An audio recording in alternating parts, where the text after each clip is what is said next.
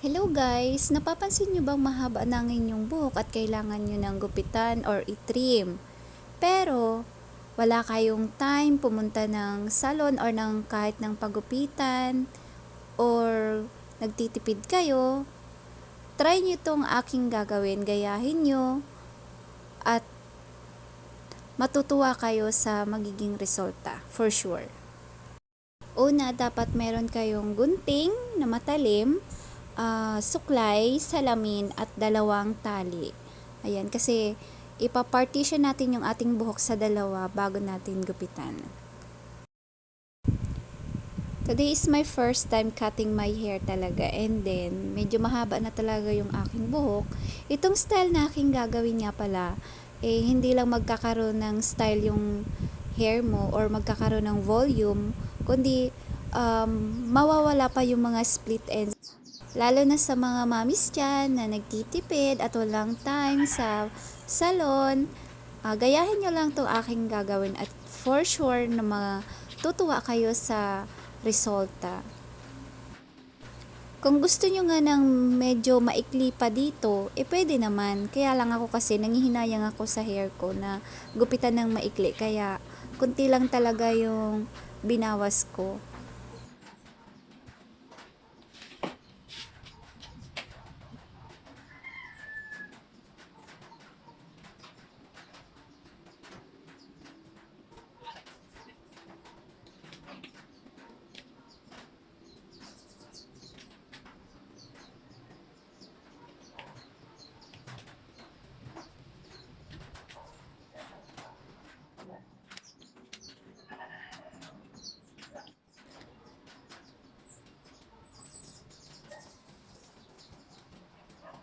Alam mo na.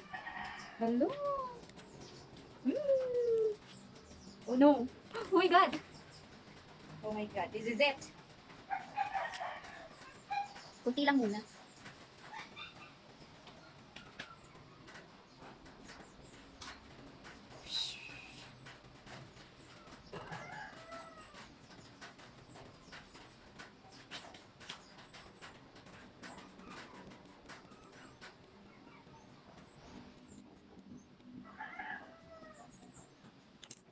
OMG.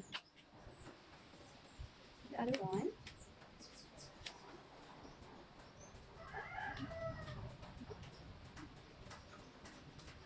Diba? Parang ang kapal.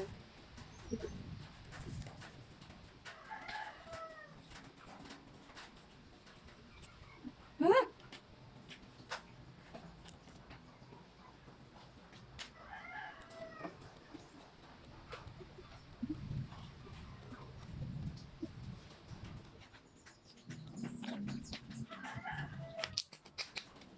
Lagyan muna natin ito para hindi masira yung ating hair.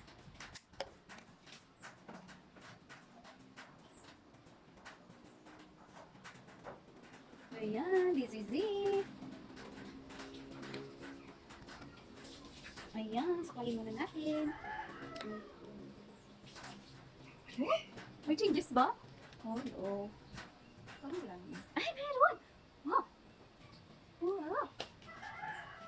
Ito. So excited to run!